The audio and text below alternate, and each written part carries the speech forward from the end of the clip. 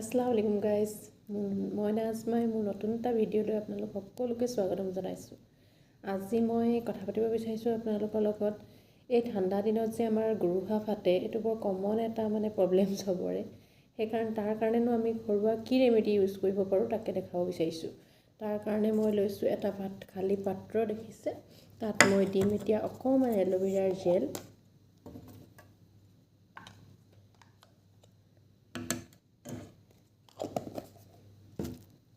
তাতে দিম অকণমান ভেচলিন, এইটো দেখিছেনে?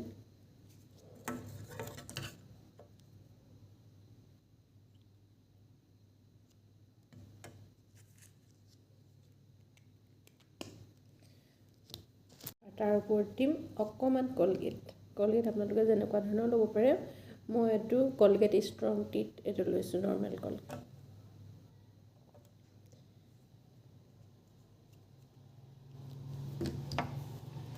এই তিনিটা বস্তু ভালদৰে মই মিলাই লৈছোঁ। ভালদৰে ফুটি ল'ব।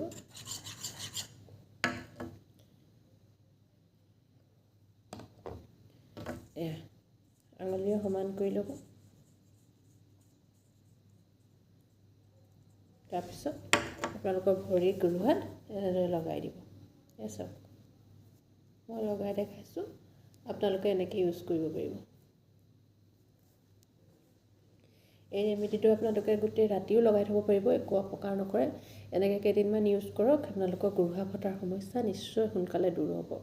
ভিডিঅ'টো যদি ভাল লাগিছে লাইক কৰিব, শ্বেয়াৰ কৰিব, ছাবস্ক্ৰাইব কৰিব। Thank U.